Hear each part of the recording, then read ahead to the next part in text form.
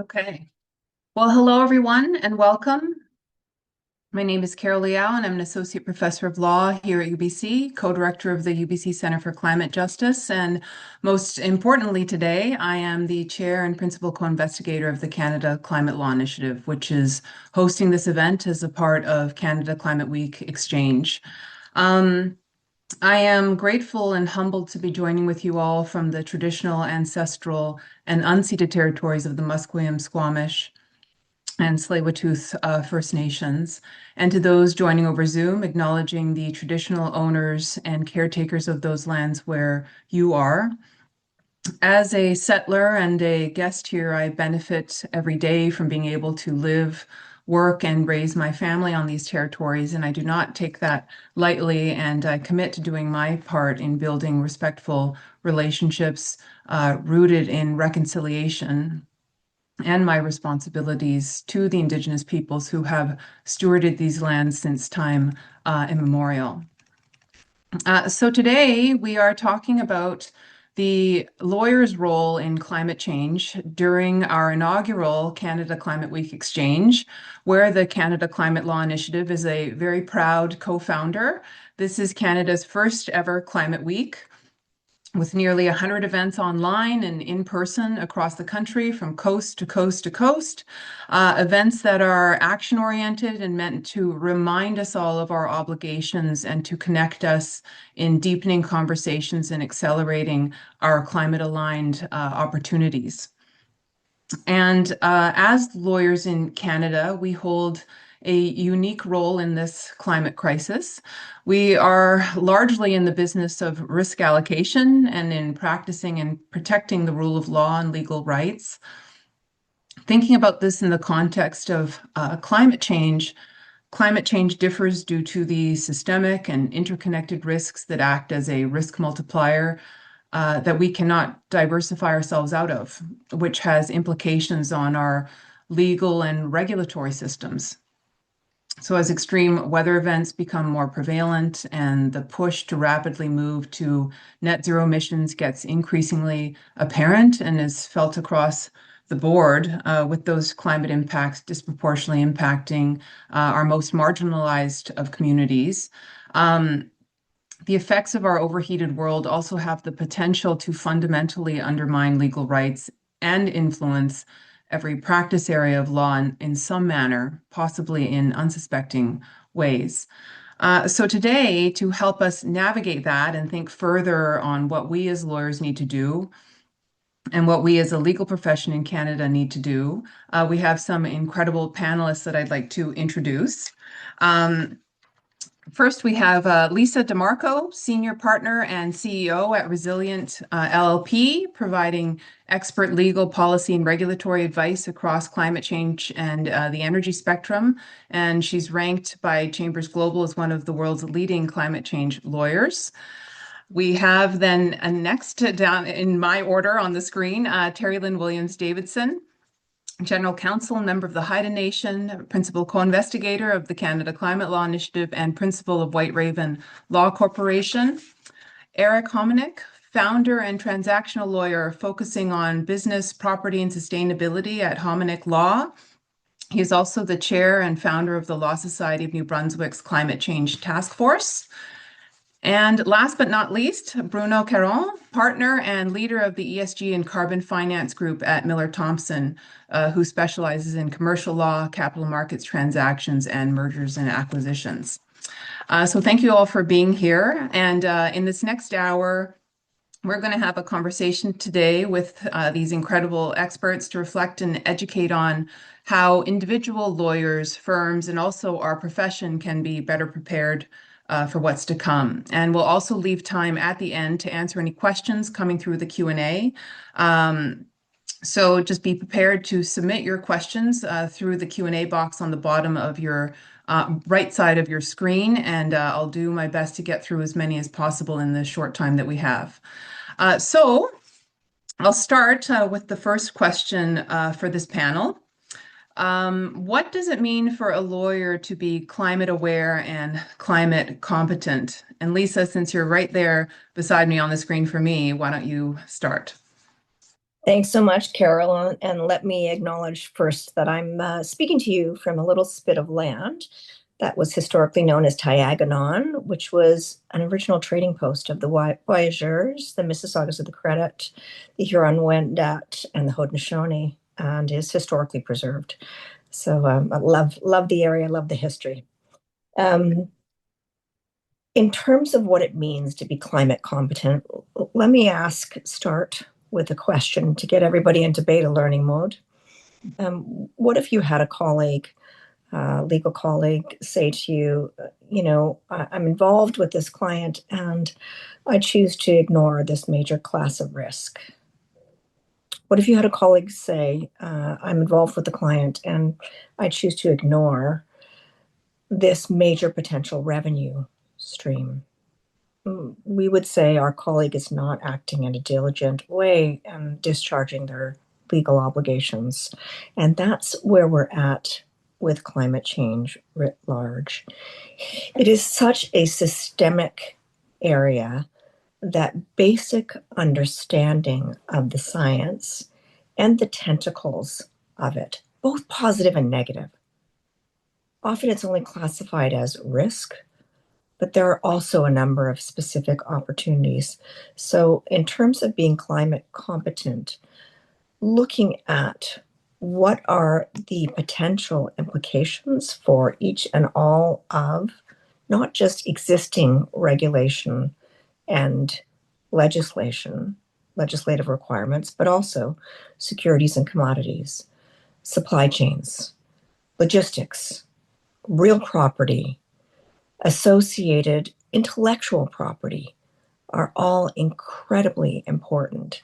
And that broad web of systemic connections between the climate and regular business. We're not talking esoteric ESG hidden in the corner of a sustainability report. We're talking basic business and regulatory and legislative risk and opportunity throughout the value chain. So, grounding climate competence in the world that we live in and we practice in is quite critical. So, from all of that perspective, understanding the science, running through the risks and systemic connections, understanding how nature impacts everything we do, including the peoples who have been custodians and guardians of nature, Indigenous Aboriginal rights and title, very, very important. And then also looking at opportunities going forward, critically important. So, from my perspective, that's what it means to be climate competent at a very high level. And I think I'm on the record, Carol, for saying that my colleagues, particularly in the M&A world, who don't consider climate critically are negligent. So I'm on the hot seat from that perspective, and I stand behind those comments. Amazing. Well, we'll get to talk about M&A in a second too with Bruno, but I want to move to Terry Lynn to also answer that question. Sure. Thank you. Thank you, Carol. I am coming to you from the beautiful verdant green territory of the Semiahmoo First Nation. It means hole in the sky, often because there is more sun here, which is maybe not the case today, but I'm happy to be coming to you from this beautiful territory.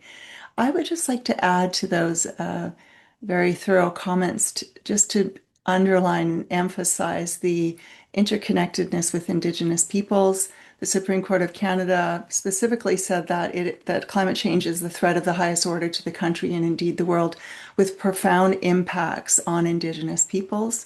I've described climate change as the next wave of colonization, and the United Nations has recognized that Indigenous peoples are often the first to face and are disproportionately impacted by climate change, even though Indigenous peoples contribute the least to greenhouse gas emissions. Many of the impacts that you've talked about, I've experienced in Haida Gwaii, my home territory, with ocean acidification, rising sea levels, extreme storms, like we're talking storms of 100 miles per hour on the coast here at the edge of Canada. So it is a real day-to-day threat and situation that Indigenous peoples are facing because we are in the remote areas. Most are in the remote areas of Canada and are facing these areas with little infrastructure to address these concerns and profound impacts on our way of life and our ways of being. I'll just conclude and say that climate change, I've said before, that climate change threatens to steal the existence of Indigenous peoples and rights, which will make Canada and the Law Society of British Columbia here in BC the commitment to reconciliation unattainable. Climate conscious lawyering must recognize the impacts of climate change on Indigenous peoples, and that here in British Columbia, to meet the Law Society's commitments to reconciliation, lawyers must approach issues with a view to climate change and the interconnectedness with Indigenous peoples. Thank you. Thank you so much, Terry Lynn. And we'll move from coast to coast to coast. We'll go over to the Maritimes now. And Eric, if you could help us answer this question as well. What does it mean to be climate aware and climate competent? Well, thank you, Carol, and thank you, Lisa, and Terry Lynn. I'm not sure if I could add too much more to this, but the way that I kind of look at awareness is that awareness is optional or was optional maybe 10 years ago, and competency, I would argue, is mandatory in 2025. And the question I like to ask is myself is that can a lawyer who kind of ignored climate risk, who ignores climate risk in 2025, meet the same standard of care as one who ignored it in 2015? And I think the answer is increasingly no. Where awareness, I can kind of, if you relate it to the public, I think I would hope that a great deal of the public has a certain amount of awareness of climate change. And I think competency is what is required as a professional. Um, so what does climate competency mean? I think, it's an extension from awareness in the sense that maybe awareness is simply, advising a client that, be careful of buying this coastal property, for example. Whereas competency is able to spot the issue, understand the science, the materiality of the issue, beyond the four corners of your retainer agreement or your instructions, offer options, referrals, and be aware of your boundaries in practice.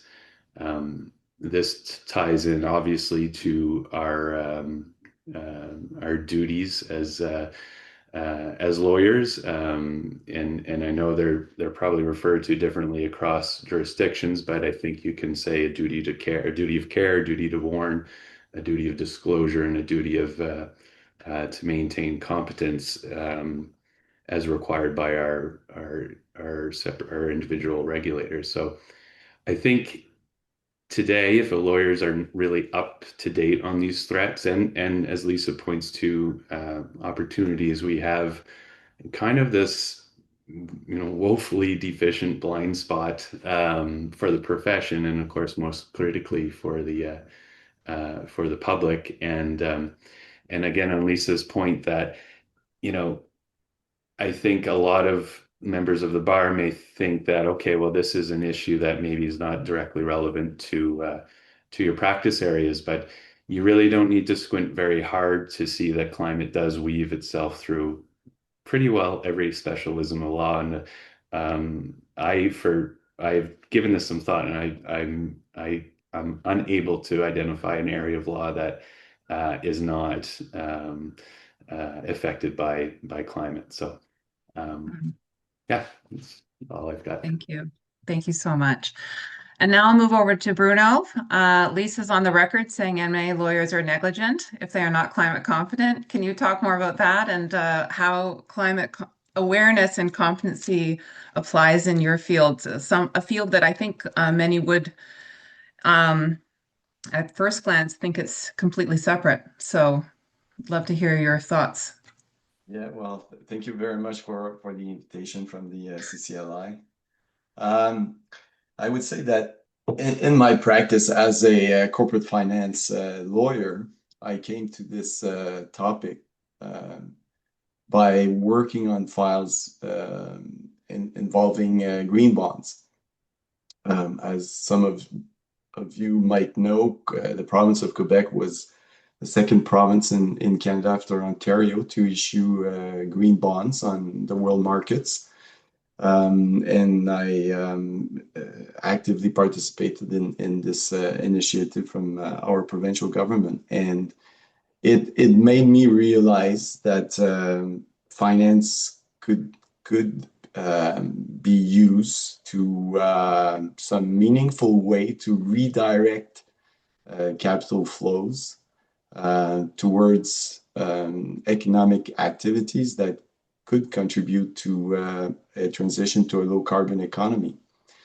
And by doing so, I realized that I needed to gear up and improve my knowledge of climate change. Obviously, we're talking about climate change today because we're having this event in connection with the Climate Week in Canada, but to me, the issue is much bigger than this. It goes to the planetary limits.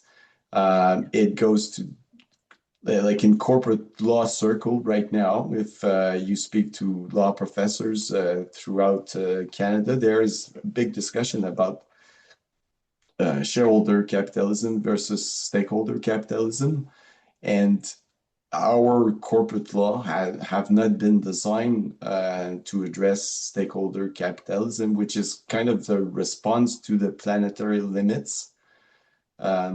Like corporations are citizens, they're corporate citizens, and by doing so, they have to be mindful of the impact of their activity in the world and their community. So there's a shift going on, and obviously the legal profession is very conservative. It will take some time, but I'm pretty confident that we will get there. And I will stop here for the time being. Well, that's great. Thank you so much. And that actually segues to our perfectly to our next question, which is how would one develop these competencies? So you're a lawyer, you're hearing this, and you're now a little bit anxious that maybe you don't have the skills you're needing. What would you do to be able to ensure that you are competent? Lisa, shall we go back in the roster and start again? Sure. There Yeah. are a number of wonderful resources available. And let me shout out to CCLI that looks to put out documentation to assist lawyers in doing so. There's documentations on nature-related risk with critical questions that directors should be asking at a corporate level. There's direction on pension funds and associated climate risk in the boardroom, and a number of documents that are very, very helpful in that regard.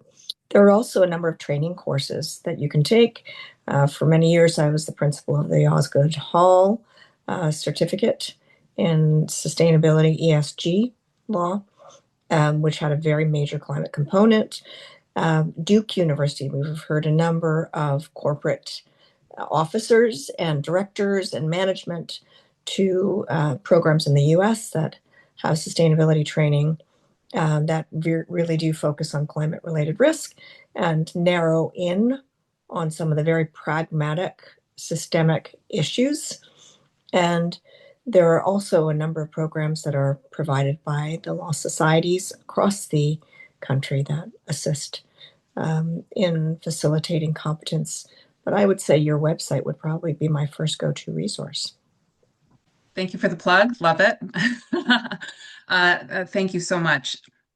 Terry Lynn, I have appreciated so much how you've been able to show us the connections between commitments that our legal profession has had to truth and reconciliation and how that relates to climate.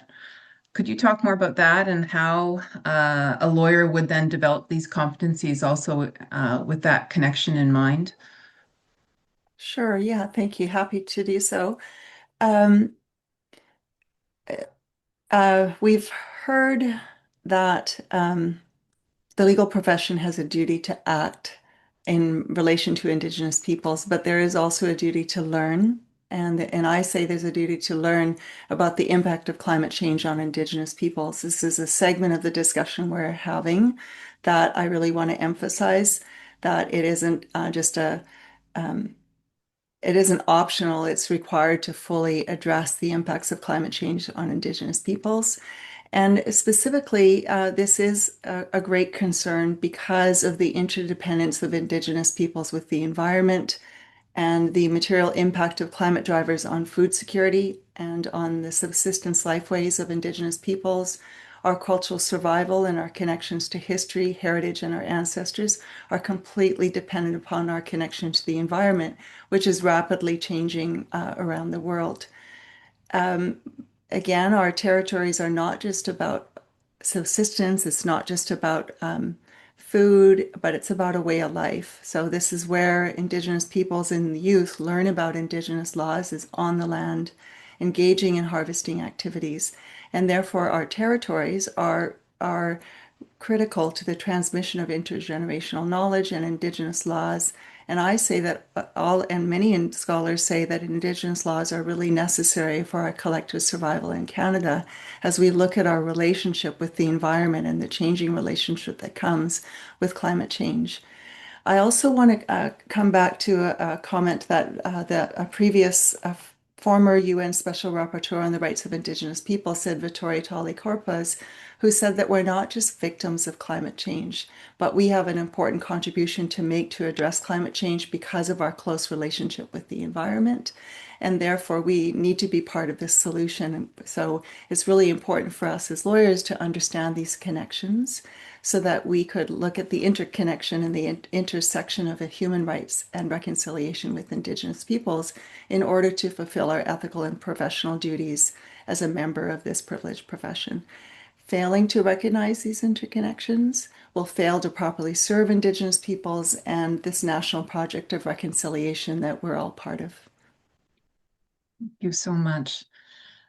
Eric, how did you develop competencies? You know, you've got this fabulous firm over in Sussex, New Brunswick, and how did you even come aware to climate competency and like kind of consciously have your firm educated and ready to be able to provide legal advice in the context of the work you do in terms of business development? It's fascinating to me. Could you just share a bit more about that? Sure, happy to. Thanks, Carol. Appreciate the shout out. So I guess it started when I had a realization that, the particular area that our firm practices in is one of the most kind of highest claim professional negligence claim areas, and that's real property and property development kind of transactions. And although I don't do much of that at the moment, it's certainly something that kind of keeps everyone up at night. And so when when we're practicing in this area and in our specific community, we have now kind of grown accustomed to the 1 in 100 year floods occurring every year. And where I'm sitting right now is a good example. Is we live in a floodplain, and our municipality is kind of slow to address. And all the while when you're doing this transactional work, whether it be property, but also I work in agribusiness and fishery work. You have this feeling of doubt and this feeling of worry that someday, that you might get a claim based on whether or not the property, a certain property that was acquired through your office, whether or not that buyer had the adequate advice on flooding risk or essentially, well, in this area, flooding risk is the main one. So, to learn, I you did the micro credentials, which I would agree. The ESG course at Osgood was very valuable. There's a sustainable capitalism course at Berkeley that I think is extremely valuable as well, and that ties into a lot of my corporate work. But um, when you think about the unraveling of simple property acquisition, it's so far-reaching that it it's it's problematic, of course, for the profession, and I think this is where regulators and law societies really need to be concerned about. So you can imagine if we're seeing already insurers deny coverage on properties that are within these new revised flood mappings. We're seeing financing fall apart, refinancing fall apart. And really, when it comes down to it, these transactions that are happening, like every deal that we close today, where climate risks may not have been disclosed, is a potential claim coming back at us in 10 or 15 years when this client goes to sell their home and the purchaser can't get financing or insurance. They have trouble refinancing. Then they, potentially become upside down on their lending, and then you have stranded assets. So um, I guess it was the worry that I would, someday be called in for discovery during my retirement on this. So we've started embedding, and we've been doing this for many years. Some climate disclosures, acknowledgements. I train my staff on these issues, and I, hopefully that is obviously not relieving any liability. It's showing the client that we've addressed it. The client unfortunately would still have that problem that I just mentioned. Thank you so much. Okay, I'm going to turn to Bruno, your partner at a large national firm, heading the ESG Carbon Finance Group. Tell us how one develops these competencies, and also just firm-wide, what I guess maybe what you see as sort of challenges and opportunities in this space in terms of developing those understandings on climate risk. As a practitioner of law, there's tremendous opportunities in developing skill sets concerning sustainability and in particular climate change. It opens the door to a variety of mandates.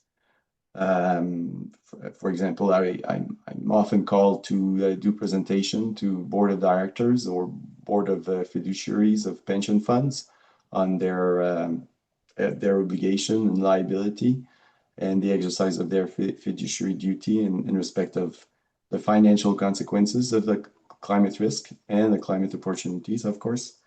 In my practice as a capital market lawyer, I need to be aware of what is going on in terms of sustainability disclosure rules. And people would have loved, yesterday I was attending a webinar organized by PRI concerning the Canadian Sustainability Standard Board. And the two heads of the capital markets of the OSC and the AMF were present, as well as the lead of OSFI.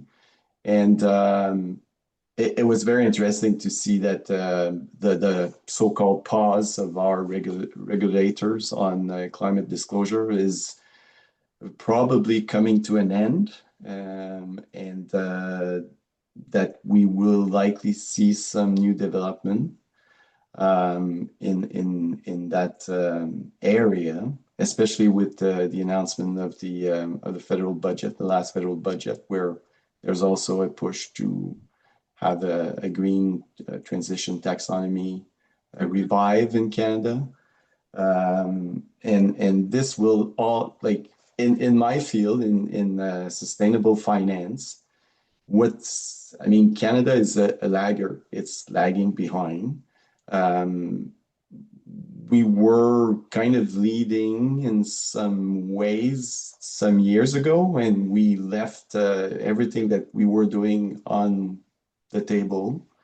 And other countries, for example, Australia, has taken our work and has moved along, and now they're like poster boy for sustainability finance. And it goes to the current talk of competitivity versus overregulation. To me, it's a false debate.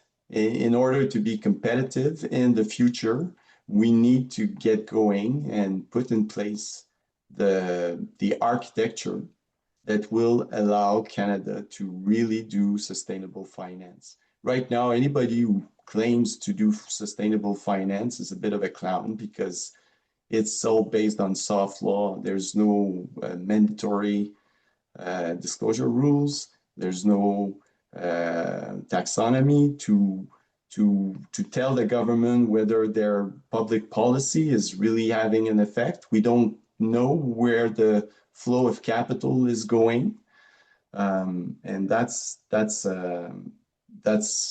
I mean, I'm a bit diverging from the question, I realize, but Okay. I mean, My next question. when you practice in sustainability, it's very akin to someone who does sustainability within a corporation. It's a multifaceted area of practice. You need skill sets in law, but you also need to know about carbon footprint. You need to know about carbon tax. You need to know um, the sustainability disclosure rules, stuff like that. So, and unfortunately, the Faculty of Law, as far as I'm aware, are a bit lagging also in teaching future lawyers about this new area that is evolving quite quickly.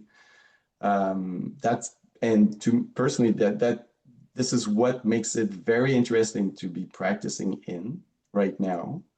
Um, and that's what I have to say. Fantastic. No, that's incredible. And we have a lot of threads that we can pull on from there too, because I will say the budget that came up was all about climate competitiveness. And so many times we present um, to boards talking about climate risks, but we also remind them there and opportunities, and right now at this state that we are in for the legal profession too, there are being climate competent shouldn't be seen as a tax so much as an upskilling and a reskilling, and an ability to be able to, I think, open up potentially new practice areas or sub issues within your practice area that you're able to provide sound legal advice to for people that may urgently need it at some point. So I do want to talk about what the opportunities of climate competency can bring for lawyers. And maybe I'll swing it then back to Lisa, whose firm, Resilient LLP, is all about that. Could you maybe talk to about, the lawyers that are listening and are thinking about, this, are hopefully convinced now that there is the need, but also just what those opportunities may be for even the ones that are in those unsuspecting fields to be able to become more aware of the issues and all the things that are coming down the pipeline. Pun intended, I'm not sure. Yeah, absolutely. Yeah. Let me start with a war story in terms of opportunity. It's a liability story of opportunity. Early on in my career, about 20 years ago, we were called in to advise a board of director who said, "Can you put fresh eyes on this? It appears that we might have missed a revenue opportunity." And I had to confirm, yes, in fact, you've missed $100 million a year revenue opportunity by ceding away all rights to carbon-related emission reductions and removals. with the stroke of a pen that was held by a smart engineering company. And, not a fun conversation to have with the board to say, yeah, you gave this away for nothing. And so as a result of that, in many infrastructure, real property, capital markets, intellectual property areas, there are related potentials to have a value stream resulting from greenhouse gas emission reductions that either meet a regulated standard, such as the Canadian offset regulations associated with the Greenhouse Gas Pollution Pricing Act, or Alberta's tier system, or voluntary, I'm going to call them verified, they're not so voluntary, you have to meet them, standards that are either accredited by the Integrity Council for the voluntary carbon market or part of the ART Trees global standard that have very significant implications for development. In that regard, we are seeing a definite move, particularly in a tariff environment, toward product differentiation. So I would say the most highly globally traded commodities, cement, steel, to a lesser extent, energy, are looking to differentiate, in part to avoid tariffs, i.e., green cement is not the same thing as cement and should not be subject to the same tariffs, or our cement is environmentally of a lower greenhouse gas emission intensity and therefore avoids border carbon adjustments imposed by the European Union associated with the CBAM program that they have. And in that regard, there is considerable opportunity, not just in avoiding liability, but also to have new revenue streams associated with the carbon benefits. And Article 6 of the Paris Agreement is the regulatory global mechanism to do that. It is up and running. There are significant amounts of finance associated with that. And there are numerous opportunities to either as a main product create emission reductions or as an ancillary associated activity capture the revenue that you'd otherwise be avoiding. Take, for example, a waste management company that can increase productivity and efficiency, capture methane, a very potent greenhouse gas, and do so at scope and scale for a number of, let's say, organics related grocers. Right. Carol, might- if I may, can I just interject here? Yes, Like, I'll absolutely. give you one example of like legal Yeah. opportunities.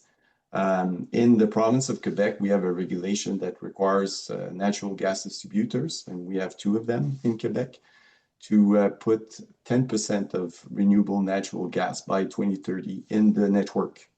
And so they are seeking potential people to provide them with this renewable natural gas. And when you talk about the promoters of those projects, they're not so much interested in selling the renewable natural gas. What they will make money from is really the environmental attributes attached to the fabrication or manufacturing of that renewable natural gas. And so for a lawyer like me, who's involved with promoters of those projects, you get all the corporate work associated with setting up and the project finance phase of it, but you also need some expertise about the environmental attributes because you need to negotiate what you leave on the table to the gas distributor and Right. what you want to keep for yourself, for the promoter to make money and have a decent return on his investment. And so you need to be aware of this. You need to be aware of, for example, the clean fuel regulation, which is a tremendous area of work for lawyers because it's a beautiful mechanism that has been put in place by the federal government. And so all these are opportunities, new mandates, new type of mandates that didn't exist a few years ago. And very soon, if our securities regulator wake up and smell the coffee, they will recognize that they left the public investor without essential information to do investment decision. Right now, the public investor is investing with just one eye, the financial data eye. They're missing all the sustainability data, and they're making investment in the future without this information. And I go back to yesterday's presentation from the Canadian Sustainability Standard Board. We heard that big investors are requesting this information from issuers and are getting it. And so we're running into a what we call this selected disclosure type of problem here. Big investors have access to this information, whereas small investors like me, like you, don't yet have access to it. And it will create some issues in the future. So that's again, Totally hear you. Yes. that's like opportunities that are just waiting when those rules will kick in. Obviously, me as a lawyer who draft prospectuses and need to review disclosure will need to be aware of these new framework and make sure that another example is the greenwashing rules of the Competition Act. That's a tremendous area for practitioner to develop an expertise as well. I think there's two things. There's opportunities for lawyers and opportunities for the corporations. Of course. The two are often intersecting. So the example I was giving was very specific to the corporation. It was a revenue stream that was overlooked and foregone, but for a climate competent lawyer highlighting that this is a whole other revenue stream that will impact very significantly your operations, any M&A activity that you might have, and your sales documentation. And I think that the changes to the Competition Act that were effected through the budget are very helpful in decreasing the amount of green hushing that we've been seeing over time. Absolutely. Terry Lynn, Eric, did any of you want to jump in on this question? And then I want to talk about the legal profession. I just have a quick comment, I guess, is to both Bruno and Lisa's point. It's interesting, I think, analysis for law firm leaders. If you're doing work that is, helping these corporations understand sustainability and find these pathways, that's really attractive to younger lawyers. So if you're looking for top talent, we know that the younger law students and lawyers, they grew up with this, right? We are, I don't want to say we're all the same age, but I think we are. We're the first to feel the effects, of course. So we're trying to pivot, and we're in this bit of a bridge, if you will. And I know I can't remember the name of the organizations, but they're keeping scorecards on law firms. So, I don't think this is the time to talk about advised admissions, but that's something that, not to sound prophetic, but I think that might be something that law firms are going to need to pay attention to within 5 years or so. So, that's all I had to add. Thanks, Carol. I do want to add a little bit here. Robert Clifford, he's a WSANH scholar at UBC. He's noted that the barriers that limit and restrain meaningful revitalization of Indigenous laws align closely with those same barriers that drive the climate crisis. And so, coupled with the disproportionate impacts of climate change on Indigenous peoples, lawyers have an opportunity to contribute to the development of new governance. We need new governance.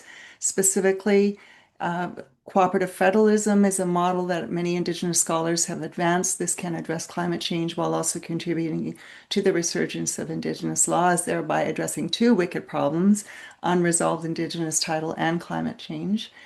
Indigenous laws and worldviews can provide a powerful tool to reimagine new relationships with the earth. Um, for example, Haida laws are grounded in many Indigenous laws are grounded in interconnectedness, reciprocity, and meaningful rights and responsibilities amongst all relations in nature.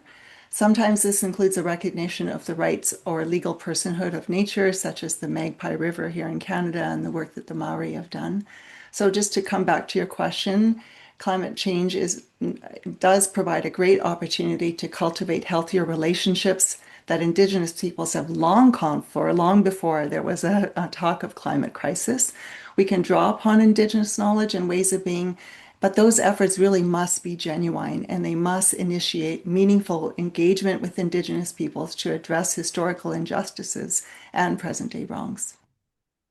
Thank you so much, Terry Lynn. I'm always so appreciative for your voice and being able to provide that reminder and definitely an opportunity, I think, for the legal profession to be thinking about that intersection in the Indigenous governance for sure. And I'll just sort of emphasize too, Eric, you had brought up how you can't think of a field in which this doesn't touch. I do want to give a bit of a sweeper and talking about how, with between changing regulations, litigation strategies, contract provisions, new contracts like nature-based global emission futures contracts, there's financial instruments. If this transition to a decarbonized economy is going to have lawyers' handprints all over it. In terms of facilitating transactions, resource development projects, renewable energy projects, there's the greenwashing aspect. And corporate accountability claims. There's defending human rights and Indigenous rights holders. Lawyers are going to need to understand what GHG emissions are, as well as upskill and reskill so that, saying scope 1, scope 2, scope 3 doesn't sound like some foreign crazy thing, but actually something that they're going to be able to understand and help their clients understand as these evolving legal and regulatory demands increase. And I'll just say too, even unsuspecting fields like family law, criminal law, are all potentially impacted by climate change, right? Like climate migration, custody rights, children's rights, gendered impacts on the workplace. There's also ecocide, climate crime, prisoner safety rights, engaging criminal lawyers in conditions that may deteriorate due to rising temperatures, disruptions in global supply chains. We're touching municipal lawyers, labor lawyers, and personal injury lawyers, certainly corporate commercial. So we're thinking about it also in terms of the systemic risk that's involved and the legal profession being, representative of many areas of law and skill sets, how the legal profession would be better served, I think, if there are some sort of guidelines in the same way we want guidelines for industries and in terms of mandatory disclosure and competitiveness. I want to turn now in our last quarter or now 10 minutes, the legal profession. The next question I do have for this panel is, what is the role of law societies in encouraging climate competency? The mandate of law societies across Canada is to uphold and protect the public interest in the administration of justice, including establishing standards and programs for the education, professional responsibility, and competence of lawyers. And, I think what's great is on this call too, we have lawyers that have been actively involved, I think, in pushing their law societies to develop climate competency with different levels of success, I would say, success being defined dependent on many things. But I'd love to sort of turn it to you all to speak on that. And maybe what I'll do is I'll start with Bruno first, because in Quebec, there was a resolution at the Law Society. And coming out of that, I think have been quite a few successes, including a link to a guide that I believe you guys produced that is excellent that we'll share on the chat. But if you want to talk more about that. Yeah, sure. Back in June 2022, inspired by what had been tried in BC. I drafted a resolution and presented it to the General Assembly of Members of the Quebec Bar. Obviously, you will appreciate the fact that I'm not, I qualify myself as a big law firm, M&A, corporate finance lawyer. So going to a General Assembly of Members and distributing my little leaflet with the text of the resolution was akin to do a hostile takeover bid on some organization, being the Quebec Bar. The reception at first was a bit cold, I would say, but they warmed up to the idea, and I was successful in having this resolution pass.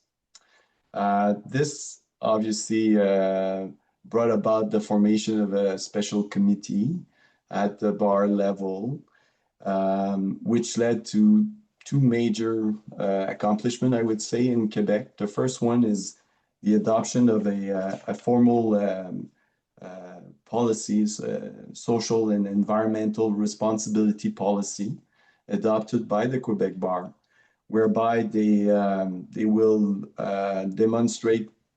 try to demonstrate leadership in this area of climate change. And they've looked at it, they cast a wider net to it, like they call it a social environmental transition as opposed to just focused on climate change, which to me is very good because it includes biodiversity, air, water pollution, and all the sustainability topics that we're familiar with. They've also commit to change the training of the young lawyers, which they have to, in Quebec, they have to do a bar course. And so the bar course will be changed to include some training on this area of, the social environmental transition that we need to operate. They will produce training material for existing lawyers, and to that effect, they've adopted and published a guide on the best practices for legal services. This guide was in the work. I have to say, full transparency.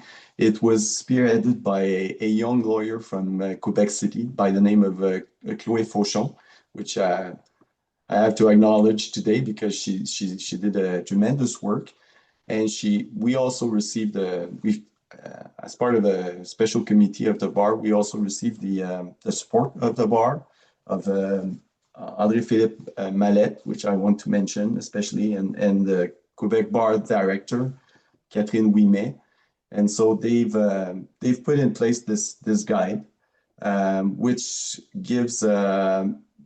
You were talking about the resources that people can access. Unfortunately, it's only in French, but for Quebec-based lawyers, it's very well done. It was done with the contribution from the Quebec Center for Sustainable Development, and it gives tons of resources for lawyers to green or their practice. So those are the two steps. The other things I'd like to mention, which is not part of the Quebec Bar, but which is quite interesting, is the project Drawdown, which as an association with another Quebec-based association called Quebec Net Positif, which has been very active in promoting and helping business do the transition to a more lower carbon economy. And they've produced cheat sheets, and one of them is for in-house legal counsel and how to put in place some action items, for example, concerning governance, concerning the policies and regulation that they can put in place within their organization concerning how they can work with outside counsel, make sure that there is a method to deal with mandates, and so that they lower the carbon footprint of the work that is done, how to modify their legal agreements to adapt them to this changing world, and other aspect, for example, business travel, for example, which is one of the in the service industry, it's one of the biggest contributor to GHG emissions. So. Fantastic. Thank you so much. I am disturbed that we went through that hour so quickly, and we have 4 minutes left, and there's 4 of you. So I want to actually allow you to use a minute each, giving kind of your last thought. It could be to answer that question in terms of what happened, but like, or maybe what you think next steps are and what we can do, just a takeaway maybe for our listeners. And so perhaps what we'll do is we'll start with Eric and then Terry Lynn and then Lisa and then Bruno. I'll let you have the last word, and thinking also about what we can encourage our law societies, I think, to do in terms of at least engaging with the issue of climate change and its effects, and how that is impacting us as lawyers and a legal profession. All right, so take it away, Eric. You've got 30 seconds to a minute. Okay. Just I think a good takeaway for firms is to develop screening tools, train your junior lawyers for spot the red flags, document all climate discussions, be prepared for potential advised emissions. We're not asking for you to be climate scientists, and for the skeptics out there, again, it's not climate science. Follow the insurance markets. They've been raising red flags and for years now. And your E&O insurer is also looking at that same data. That's it. And per Lisa, you'd be negligent if you were. We'll take that. Thank you so much. Terry Lynn.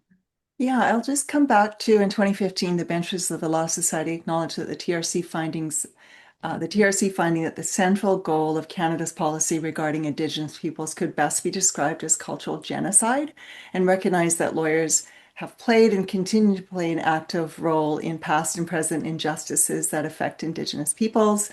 We've tried to get resolutions forward here in British Columbia. We don't have time to go into that. But I did want to say that when we passed this resolution, we tried to draw the connections between climate change and human rights. There is an initiative, I understand, by the Environmental Law Society at Allard, who is trying to bring another resolution forward. I strongly encourage those lawyers who are here in British Columbia to support their efforts and reach out to networks and encourage people to vote for any upcoming resolutions. Thanks. Thank you. Lisa? Thanks very much. I want to talk very briefly to pushback, because I'm sure many of our talented young lawyers, particularly those in large firms, are getting the message: Trump is in power, ESD and climate change is dead. We hear it certainly come across our desk from time that nothing could be further from the truth. And so putting climate change within the basket of regular, integral, preeminent, and systemic risk, as well as financial opportunity, is the best way you can bridge the divide on polarized communications. And I strongly support getting basic systemic climate risk and opportunity into the realm of bar admission course curricula. Thank you. Thank you. Bruno, last word.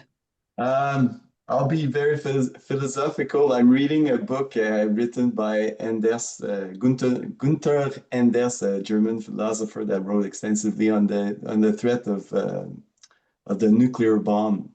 And when you read the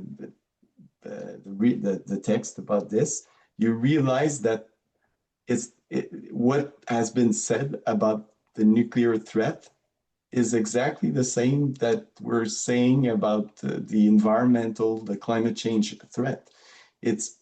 We know the science, but we have a hard time believing it, because we have a very hard time putting ourselves in the future and seeing what the consequences will be. and we're detaching ourselves from the future. And this makes us say, well, there's nothing wrong, and we can keep living our lives the way we live right now, and nothing will happen. And so, but if we could bring back the future to today, I'm sure that most people would realize that we need to do something about this.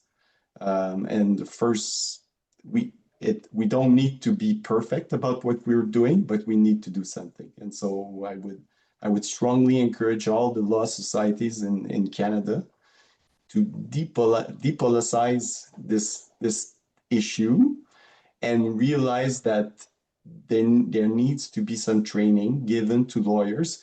It's not, I cannot understand why the engineers, the architects, the accountants have all gone this way, and the lawyers, for some reason I cannot imagine, are not going in the same path. So again, I would encourage people to realize this and act on it. Thank you. Thank you so much. You guys are all so inspiring. I appreciate your words so much. Thank you for taking the time. Thank you to everyone for joining us. This concludes our hour, but it's certainly not the end of the conversation. We'll be continuing it until things change. And so thank you for joining us, and we hope you have a wonderful rest of your day. And please keep in touch. You can check out the Canada Climate Law Initiative website that has a wealth of materials, and certainly we will keep marching on as things progress, and in hopes that we'll find a better world for us all. Thank you. Hi, everybody.